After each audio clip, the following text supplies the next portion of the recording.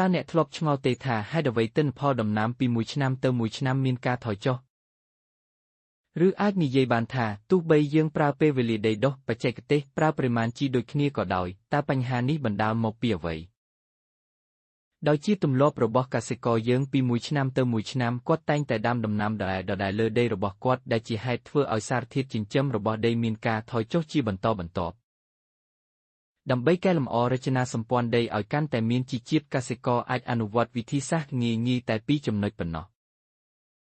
ចំណុចទី1ការបន្ថែមសារធាតុសរីរាង្គការបន្ថែមសារធាតុសរីរាង្គគឺជាវិធីសាស្ត្រសំខាន់បំផុតដើម្បីកែលម្អរចនាសម្ព័ន្ធដីសារធាតុទាំងនេះដើរតួដូចជាកាវធម្មជាតិដែលមានតួនាទីជួយចាប់គ្រាប់ដីតូចៗឲ្យជាប់គ្នាទៅជាដុំធំជាងមុនដែលធ្វើឲ្យដីមានរន្ធខ្យល់និងមានសមត្ថភាពជ្រាបទឹកហើយរក្សាទឹកក្នុងដីបានល្អក្នុងចំណុចនេះយើងចង់សំដៅទៅលើ3កត្តាសំខាន់ទី1ការបន្ថែមលាមកសត្វនិងជីកំប៉ុស្តលាមកសត្វដែលបានពុកផុយរួចហើយនិងជីកំប៉ុស្តគឺជាប្រភពសារធាតុសរីរាង្គដ៏ល្អប្រសើរបំផុតពួកវាជួយបង្កើនជីវម៉ាសរបស់មីក្រូសរីរាង្គនៅក្នុងដីនិងជួយដីឲ្យមានរចនាសម្ព័ន្ធដីកាន់តែល្អទី2ការដាំដំណាំគម្របដី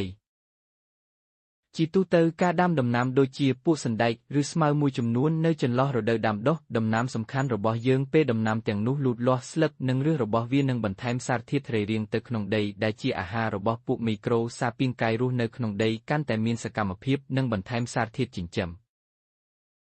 ទី3ការដាក់ចំបើងនិងស្លឹកឈើការបន្ថែមចំបើងឬស្លឹកឈើស្ងួតគ្រប់លើផ្ទៃដីដំណាឬគល់ដំណាំអាចជួយរក្សាសំណើមនិងការពារដីពីកម្ដៅថ្ងៃយ៉ាងមានប្រសិទ្ធភាពនៅពេលកាកសំណល់រុក្ខជាតិនោះរលួយវានឹងបន្ថែមសារធាតុសរីរាង្គចូលក្នុងដីនិងជីចម្រុះរបស់សត្វល្អិតមានប្រយោជន៍ក្នុងដីដូចជាចន្លេងនិងពួកបាក់តេរីក្នុងដីមានប្រយោជន៍ផ្សេងទៀត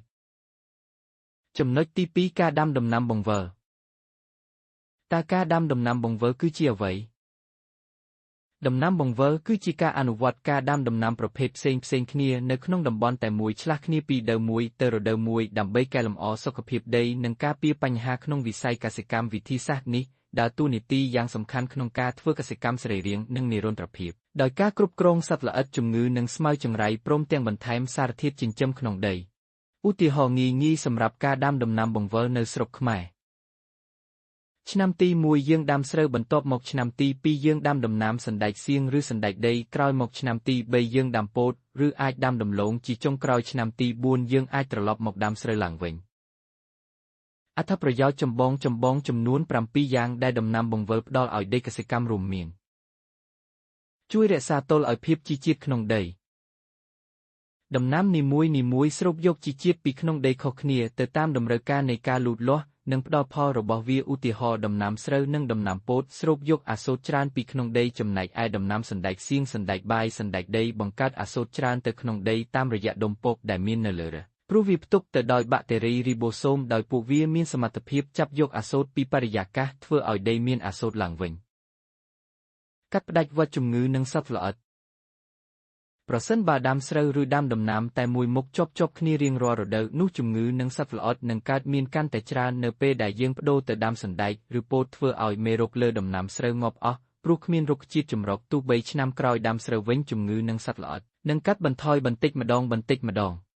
កែលម្អរចនាសម្ព័ន្ធដីជាទូទៅដំណាំផ្សេងគ្នាការចាក់រើសក៏មានប្រវែងខុសគ្នាដែរឧទាហរណ៍ដំណាំសណ្តែកសៀងការចាក់រើសបានជ្រៅហើយបានបន្សល់ទុករន្ធក្នុងដីដែលជួយឲ្យមានការផ្លាស់ប្ដូរខ្យល់បានល្អស្មៅវេទីវ័រនិងស្មៅស៊ុនហ្វាវ័រមានរើសច្រើនហើយណែនបានធ្វើឲ្យដីរធូរហើយការជ្រាបទឹកបានល្អបង្កើនសារធាតុសរីរាង្គ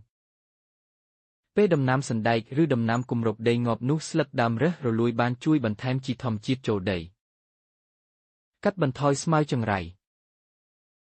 ដោយពួកស្មៅខ្លះចូលចិត្តដុះប្រជែងជាមួយស្រូវតែនៅពេលយើងប្ដូរទៅដាំដំណាំខ្ពស់វិញដូចជាពោតឬដំណាំគម្របដីពេលនោះស្មៅទាំងនោះនឹងងាប់ហើយមានការថយចុះពី1ទៅ1ឆ្នាំ